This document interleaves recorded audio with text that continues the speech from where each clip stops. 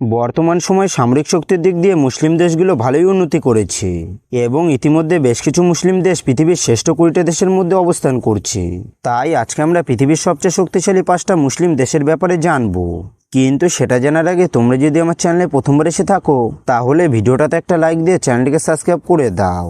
আমাদের এই লিস্টের 5 নম্বরে রয়েছে মিশর। পিরামিড এবং নীল নদের জন্য বিখ্যাত এই দেশটা পূর্ব আফ্রিকায় অবস্থিত, আর এই দেশের জনসংখ্যা প্রায় 11,65,00,000। সামরিক শক্তির দিক দিয়ে মিশর হচ্ছে মুসলিম দেশের 5ম স্থানে অবস্থিত এবং বিশ্বের 15তম স্থানে অবস্থিত। বর্তমান সময়ে মিশরের সৈন্য সংখ্যা রয়েছে প্রায় 4,40,000 এবং রিজার্ভ সেনা আছে প্রায় 8,80,000। আর দেশটার কাছে যুদ্ধের ট্যাঙ্ক আছে 5,140টা এবং আর্মার ভেহিকল রয়েছে 77,600টি এবং আর্টিলারি এবং রকেট রয়েছে প্রায় 4,165টি। তাছাড়াও মিশরের কাছে সামরিক বিমান এবং হেলিকপ্টার রয়েছে 1,080টি। আর মিশরীয় নৌবাহিনীতে যুদ্ধজাহাজ এবং সাবমেরিন রয়েছে 140টি। বর্তমান সময়ে মিশরের সামরিক বাজেট প্রায় $9.40 বিলিয়ন।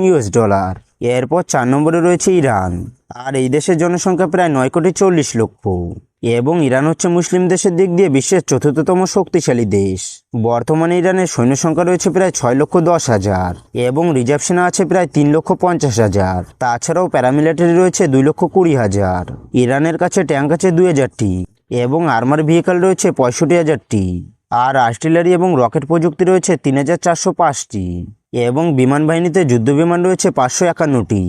আর দেশটার কাছে সামরিক জাহাজ এবং সাবমেরিন রয়েছে 101টি। বর্তমান সময়ে ইরানের সামরিক বাজেট প্রায় $10 বিলিয়ন। এরপর 3 নম্বরে রয়েছে ইন্দোনেশিয়া।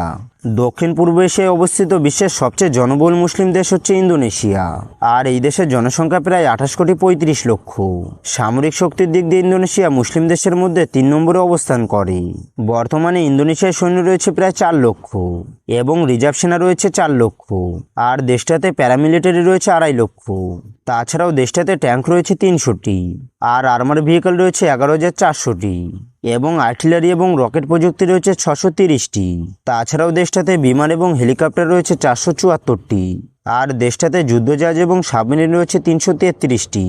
বর্তমানে ইন্দোনেশিয়ার সামরিক বাজেট প্রায় $35 বিলিয়ন। এরপর 2 নম্বরে রয়েছে পাকিস্তান।